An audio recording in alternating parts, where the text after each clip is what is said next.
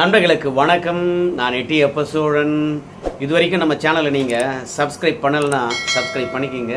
Support பண்ணுறது இருந்தால் மறக்காமல் இந்த வீடியோக்கு ஒரு லைக் போட்டு போங்க. நீங்கள் என்ன செய்தியை பார்க்க போகிறோன்னு கேட்டிங்கன்னா, திமுக ஆட்சி காலி, வெளியான அதிர்ச்சி ரிப்போர்ட்டு. முதல்ல ரிப்போர்ட் என்னன்னு பார்த்துட்டு வாங்க. இதை வச்சு விரிவாகவே நம்ம பேசலாங்க. கற்பனை என்றாலும் கற்சிலை என்றாலும் கந்தனே உன்னை மறவேன், கந்தனே உன்னை மறவேன், கந்தனே உன்னை மறவேன், கந்தனே உன்னை மறவேன். பாட்டு பாடுறாரு நம்முடைய ஆலூர் சானவாஸ் அவர்கள். விசிகாவில் இருக்கக்கூடிய ஒரு சட்டமன்ற உறுப்பினர். ஆனால் ஒரு இஸ்லாமியராச்சே முருகர் பாட்டை பாடுறாரு அப்படின்னு சொன்னீங்கன்னா, இதுதான் ரிப்போர்ட். திமுக காலி, திமுக ஆட்சி காலி என்பதை உறுதிப்படுத்துகின்ற ஒரு நேரடி ரிப்போர்ட்டு ஆலூர் சானவாஸ் அவர்கள் முருகன் பாட்டு பாடுவதிலிருந்தே நம்ம தெரிஞ்சுக்கலாம். ஆலூர் சானவாஸை பொறுத்த வரைக்கும் உண்மையாக மனசை தொட்டு சொல்லுங்க, முருகன் பாட்டை இவரெல்லாம் பாடக்கூடியவரா? கடந்த காலங்களில் பொங்கல் எல்லோருக்குமானது. அந்த பொங்கலை கூட திமுக ஆட்சிக்கு வந்ததிலிருந்து சமத்துவ பொங்கல் என்று சொல்லிட்டு பாரம்பரியமாக நாம் எப்படி பொங்கல் கொண்டாடுவோமோ அந்த மாதிரியான எந்த விதமான சம்பிரதாயம் இல்லாமல் மொட்டையாக மாங்கொத்து மட்டும் வச்சுட்டு மஞ்சள் கொத்து மட்டும் கட்டிட்டு, அது கூட சில இடத்துல கிடையாதுங்க. சமத்துவ பொங்கல் என்று வைக்கிறாங்க பாரு, அந்த இடத்துல அது கூட கிடையாதுங்க. ஏதோ பானை வைக்கிறாங்களாம், பாலை ஊற்றுறாங்களாம், தண்ணியை ஊற்றுறாங்களாம், அரிசியை போடுறாங்களாம். அதற்கு பிறகு 100 பேர் சுற்றி உட்காந்துன்னு கும்மி அடிக்கிறாங்களாம், பொங்கலோ பொங்கல்னு சொல்லுவாங்களாம். ஸோ மொத்தத்தில் பொங்கலுடைய சம்பிரதாயத்தையே ஒட்டுமொத்தமாக மாற்றிட்டாங்க. இப்படி ஆண்டாண்டு காலமாக நம்முடைய பாரம்பரியத்தை வழி வழியாக கொண்டாடிக்கிட்டு வருகின்ற நம்முடைய பாரம்பரியத்தை மாற்றி சமத்துவ பொங்கல் என்று கொண்டாடுகின்ற தருணத்தில் கூட இந்த ஆலூர் சானவாஸ் அவர்களை பொறுத்த வரைக்கும் இந்த பொங்கலை எப்படி இஸ்லாமியன் கொண்டாடுவான், இந்த பொங்கலை எப்படி பெரியார் வழி வந்தவன் கொண்டாடுவான், இந்த பொங்கலை கடவுள் நம்பிக்கை அற்றவங்க எப்படி கொண்டாடுவாங்க அப்படின்னு கேள்வி கேட்டார்.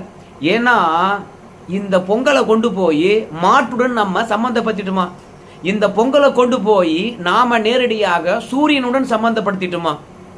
ஏக இறைவன் என்று சொல்லக்கூடிய அல்லாவை மட்டுமே வணங்கக்கூடியவன் இந்த பொங்கலை எப்படி கொண்டாடுவான்?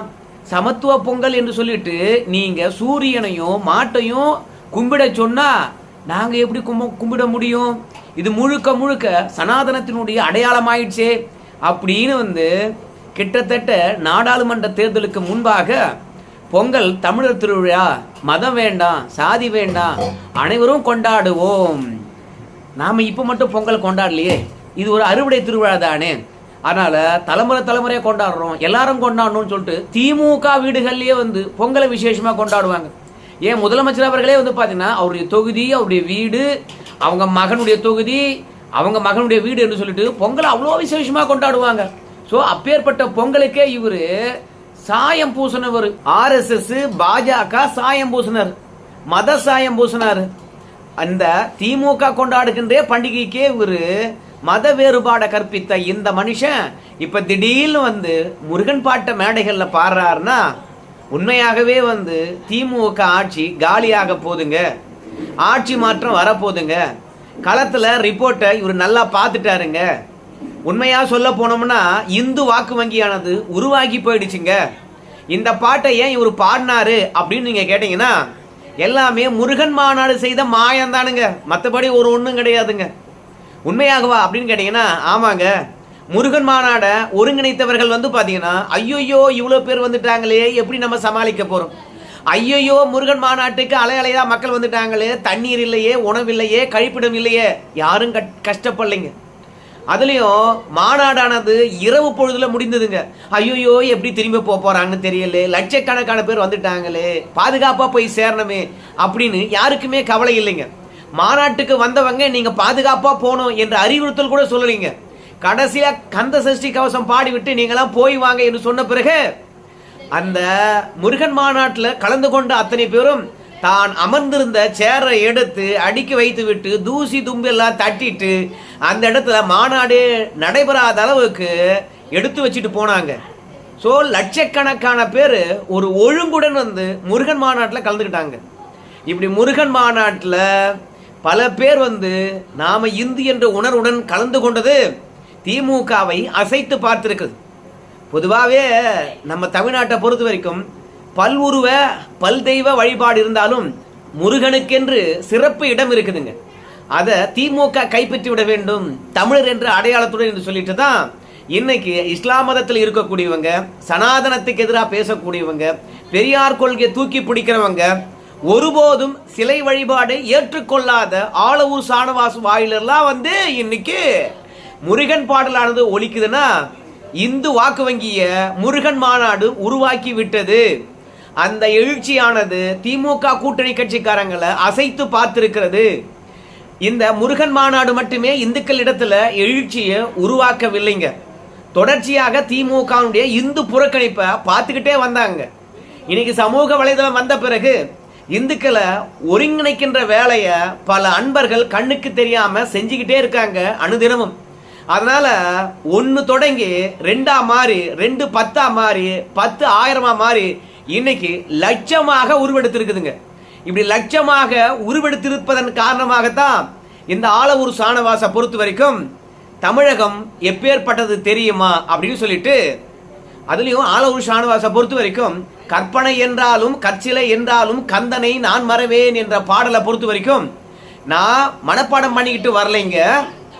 அதுவும் இந்த ப்ரோக்ராமுக்கு வந்து யதார்த்தமாக தான் வந்தேன். ஆனால் என்னுடன் இருக்கிறவங்க அத்தனை பேரும் முருகன் பாடலை பாடி உதாரணமாக சொன்னாங்க, இதுதான் தமிழ்நாடு அப்படின்னு சொன்னாங்க.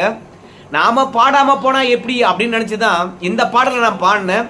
ஆனால் இந்த பாடலானது எனக்கு எப்படி நினைவுக்கு வந்தது, ஏன்னா சின்னஞ்சிறு வயதிலிருந்தே என் பக்கத்தில் கோயில்கள் இருக்கும். அந்த கோயிலில் இந்த பாடல், இந்த டிஎம்எஸ் பாடலும் இந்த வரிகளும் என் மண்டையில் ஊறி இருக்குது, என் நினைவில் இருந்தது.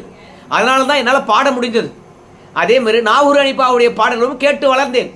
இப்படி எல்லா சம்பிரதாயத்தினுடைய வழிபாட்டு நெறிமுறைகளும் தமிழகத்தில் சம பங்காக ஒழிப்பதனால தான் இது தமிழ்நாடு. ஆனால் வடநாட்டில் இந்த மாதிரி சம பங்கா இருக்குமா? இஸ்லாமியர்களுக்கு உரிய பங்கு இருக்குமா? இல்லை இந்துக்கள் மட்டுமே ஆதிக்கம் நிறைந்தவர்களாக இருப்பாங்களா? சனாதன சக்திகள் வெளி மாநிலத்தில் எப்படி நடந்துக்கிறாங்க, ஆனால் தமிழகத்தில் அந்த மாதிரி இருக்குமா அப்படின்னு சொல்லிட்டு முருகன் பாடலை பாடி தமிழகமானது அனைவருக்குமானது. அதுக்கு காரணம் பெரியார் தான். பெரியாரானவரை பொறுத்த வரைக்கும் கடவுள் மறுப்பு கொள்கையில் தான் இருந்தார். ஆனால் அவர் திருவிக்காவுடைய இறுதி சடங்கை எப்படி செஞ்சார் தெரியுமா? அது மட்டும் கிடையாது, நம்முடைய குன்றக்குடு அடிகளார் இருக்கார் இல்லையா, முருக பக்தர், அவருடைய இலக்கிய தமிழ் அவர் பட்டிமன்றங்களுக்கெல்லாம் வந்து நம்ம பெரியார்களும் கூடவே போய் கலந்துக்குவார். பெரியாரை பொறுத்த வரைக்கும் கடவுள் மறுப்பாளர் தானுங்க. ஆனால் அடுத்தவருடைய நம்பிக்கையை மதிக்கக்கூடியவராக இருந்தாருங்க பெரியார். அப்படின்னு பெரியார்ல இருந்து ஆலூர் சாணவாஸ் வந்து பார்த்தீங்கன்னா நூல் பிடிச்சிட்டு வர்றாரு. என்ன சொல்ல வரான்னு கேட்டீங்கன்னா, ஏண்டா சாமிகளை திமுக பொறுத்த வரைக்கும் இந்து விரோத கட்சி என்று சொல்றீங்க, அடுத்த தேர்தல் வரப்போகுது, இதை ஒன்றை வச்சே காலி பண்ணிடாதீங்க. ஏன்னா இந்துக்களுக்கு எதிராக திமுகவும் இல்லை, திமுக கூட்டணி கட்சிகளும் இல்லைங்க. நீங்க புரிஞ்சுக்கணும்னா இந்த ஆலூர் சாணவாசை பொறுத்த வரைக்கும் இஸ்லாம் சமூகத்தில் என் தந்தையார் பிறந்தார், அவர் வயிற்றில் நான் பிறந்தேன். இப்படி தொடர்ச்சியாக வந்து இஸ்லாம் சமுதாயத்தில் இருந்தவங்களே வந்து முருகன் பாடலை நாங்கள் பாடுறோம்னா, நாங்கள் யாரும் மத பேதம் பார்த்தது கிடையாது, சமய பேதம் பார்த்தது கிடையாது.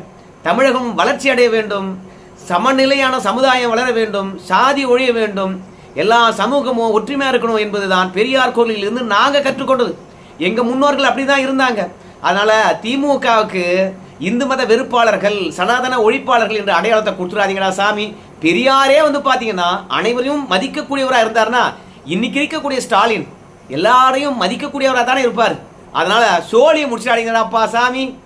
ஏன்னா மற்ற உணர்வுகளை வந்து பணம் கொடுத்து வாங்கிடலாம், ஆனால் மத உணர்வை பணம் கொடுத்தாலும் உருவாக்க முடியாது, பணம் கொடுத்தாலும் அழிக்க முடியாது.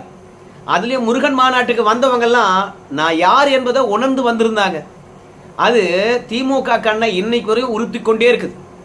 அதுலேயும் ராமரை காட்டுவாங்க, பெருமாளை காட்டுவாங்க, சிவனை காட்டுவாங்க, இப்படி பல்வேறுபட்ட தெய்வங்களை காட்டுவாங்க.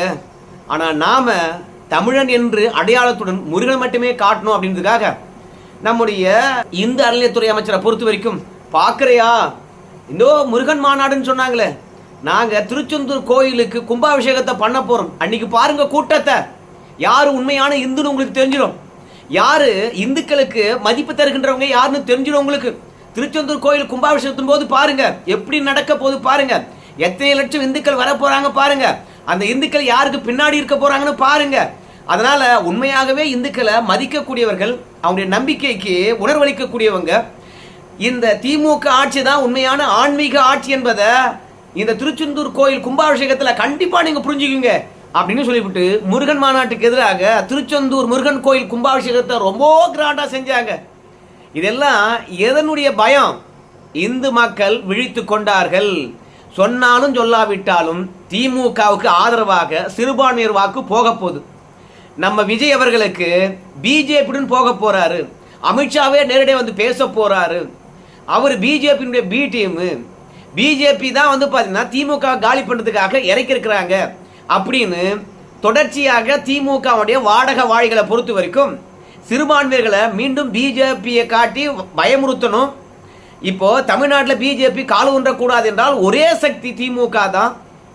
இந்த பிஜேபிக்கு எதிராக நம்ம தாவேகா வரும் என்று எதிர்பார்க்கின்ற இந்த தருணத்தில் அது கூட பிஜேபி இடத்துல போய் சரண்டர் ஆயிடுச்சு. கரூர் சம்பவத்துக்கு பிறகு திமுக விட்டா வேற யாரும் கதி கிடையாது சிறுபான்மைகளுக்கு அப்படின்ற சீனை இப்போ போட்டுருக்காங்க. அதனால சிறுபான்மைகளை பொறுத்த வரைக்கும் நிச்சயமா திமுக பக்கம் தான் நோக்கி போக போறாங்க. இல்லைன்னு சொல்லல விஜய் வந்த பிறகு கூட. ஆனால் பெரும்பான்மை இந்துக்களுடைய வாக்குகளை திமுகவால முழுமையா பெற முடியாது. இதற்கு முன்பாக பெற்றிருக்கலாம், விலை கொடுத்து வாங்கியிருக்கலாம். ஆனா ஆளூர் சானவாஸ் போன்றவங்க எல்லாம் முருகன் பாட்ட மேடையில ஏறிக்கிட்டு பேசுறதும் பெரியார் சமய சார்பற்ற ஒரு நிலையில இருந்தார் என்றும் எத்தனையோ ஆளுமைகளுக்கெல்லாம் வந்து அவருடைய நம்பிக்கைக்கு மரியாதை கொடுத்து அவங்க கிட்டலாம் பழகினார் என்றும் இப்போ கப்சா சுத்திக்கிட்டு வராங்கன்னா இங்க திமுக ஆட்சி மீண்டும் மலரணும்னா இந்துக்களுடைய நம்பிக்கையை பெறணும். நாங்கெல்லாம் வந்து பாத்தீங்கன்னா இந்துக்களுக்கு எதிரி கிடையாதுங்க. நாங்க சிறுபான்மையரே இருந்தாலும் சரி, பாக்குறீங்களா பல கோயில்ல வந்து கும்பாபிஷேகம் நடக்கின்ற போதும் திருவிழாக்கள் நடக்கின்ற போதும் நாங்க கூல் ட்ரிங்க்ஸ் கொடுத்தோம், மோர் கொடுத்தோம், தண்ணி கொடுத்தோம், தரையில தண்ணி ஊத்தணும் அப்படின்னு வந்து தமிழகம் பண்பட்டது. இங்க இஸ்லாமியர்கள் இந்துக்கள் என்ற வேறுபாடு கிடையாது அப்படின்னு என்னென்னவோ ஸ்டிக்கர் ஒட்டுவாங்க. ஆனா இஸ்லாமியர்கள்ல உண்மையாகவே தண்ணி கொடுக்குறவன், உண்மையாகவே சோறு கொடுக்குறவன், உண்மையாகவே கூல்ட்ரிங்க்ஸ் கொடுக்குறவன், உண்மையாகவே வந்து பாத்தீங்கன்னா தண்ணி ஊத்துறவன், அவன்லாம் வந்து நாங்க அண்ணன் தம்பியா இருக்கோம், எங்களுக்குள்ள எந்த பிரச்சனையும் இல்லை அப்படின்னு அவன்லாம் போட்டோ எடுத்து வீடியோ எடுத்து போடுறது கிடையாதுங்க. அவன் அண்ணன் தம்பியாக சகோதரனாக நம்ம ஒன்னா இருக்கலாம் அப்படின்னு ஆசைப்பட்டு அதை உண்மையாகவே செய்யறான். ஆனா எவனோ செய்யறது எடுத்து திமுக ஐடி விங்ஸ் ஆனது பத்தியா, இதுதான் தமிழகம், இதுதான் திராவிடம் வளர்த்தது. இது வட இந்தியாவில் பார்க்க முடியுமா?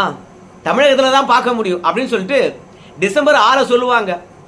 இந்தியா முழுவதும் பாபர் மசூதி இடிப்பு அன்றைக்கு பெரிய கலவரமாச்சு. ஆனால் தமிழகத்தில் கலவரமாகலை. ஆனால் கலவரமாகலை என்று கோவை குண்டுவெடிப்பு சம்பவமானது நிகழ்ந்தது. எது முன்னிறுத்தி? இந்த பாபர் கோயில் இடிப்பு முன்னிறுத்தி கோவையில் குண்டுவெடிப்பு நிகழ்ந்தது. கலவரம் ஏற்பட்டோட பரவாயில்ல, கொத்து கொத்தா குண்டுவெடிப்பில் இறந்தாங்க, பல பேர் ஊனமடைந்தார்கள். அதனால டிசம்பர் 6 தமிழகம் அமைதி பூமியாக இருந்தது அப்படின்னு ஸ்டிக்கர் ஓட்டக்கூடாது.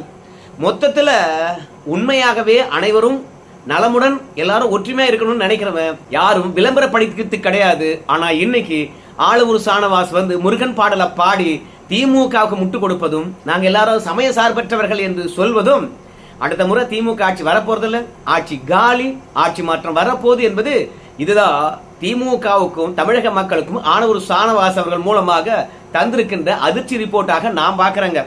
இல்லனா இவங்க சுட்டு போட்டா கூட வந்து முருகன் பேரையே சொல்ல மாட்டாங்க. நம்மளுக்கெல்லாம் தெரியாதுங்களா? தயாநிதி மாறன் அவர்களை பொறுத்த வரைக்கும் வாக்கு கேட்க போறாரு. அவருடன் வந்து பாத்தீங்கன்னா பல இஸ்லாமிய தோழர்கள் போவாங்க, அவங்க பேசுவாங்க. அவாளுக்கு மாடு முக்கியம், அவாளுக்கு மாட்டு முத்திரம் முக்கியம், அவாளுக்கு மாட்டு சாணி முக்கியம். நாம இப்ப என்ன பண்றோம்னு கேட்டீங்கன்னா, அந்த செருப்பு எடுத்து அவாள் மாட்டில் இருக்கக்கூடிய சாணியில தொழிச்சு அவாளை அடிக்கணும் அப்படின்னு பேசினவங்க தான் ஆளூர் சானவாசுடைய குரூப். அவ்வளவு நல்லவங்களாப்பா நீங்க அப்படின்னு கேட்கத்தான் தோன்றுகிறது. யாரா விட்டு கொடுக்குறாங்க அப்படின்னு உண்மையா கொஞ்சம் அலசி ஆராய்ந்து பார்த்தா தெரிஞ்சிருக்கும். பெரும்பான்மை சமூகமானது எல்லாவற்றையும் வந்து சமாளிச்சுக்கிட்டு போதுங்க. மற்ற மதத்தை கடந்த காலங்களில் பேசின மாதிரி பேசிட்டு நாங்க எல்லோருக்குமானவர்கள் என்று சொல்லிட்டு அல்லா பாட்டியும் இயேசு பாட்டியும் பாடிட்டு வந்தா ஆளூர் சானவாஸ் அவர்களே நீங்க ஏத்துக்குவீங்களா? செய்ய வேண்டிய எல்லா செய்வினையும் செஞ்சுட்டு வந்து இன்னைக்கு இந்துக்களை ஏமாற்றணும். தேர்தல் நெருக்கமாகி போயிடுச்சு. அதனால இதுதான் தமிழ்நாடு என்று காட்டுறதுக்கு நீங்களா முருகன் பாடல் பாடுறீங்க. அப்பெல்லாம் நாங்களாம் எங்க போறது? சரிங்க, தமிழகத்துல முருகன் மாநாடு கண்டிப்பா ஒரு மாற்றத்தை ஏற்படுத்தியிருக்குது. சமூக வலைதளங்கள் இந்துக்கள் இடத்துல ஒரு விழிப்புணர்வை ஏற்படுத்தி இருக்கிறது. இது திமுகவுக்கு பெரிய ஆப்பாக மாறி இருக்குது. ஆளூர் சானவாஸ் மூலமாக அது வெளிப்பட்டு இருக்குது.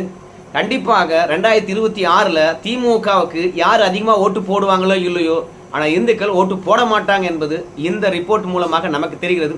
ஆனா இந்துக்களை பொறுத்த வரைக்கும் காசு கொடுத்தா ஓட்டு போடுவாங்க என்ற நம்பிக்கை திமுக இருக்குது. அது நிஜமாகுமா? இந்த வீடியோ பற்றியான கருத்துக்களை நீங்க சொல்லுங்க. நன்றி நண்பர்களே.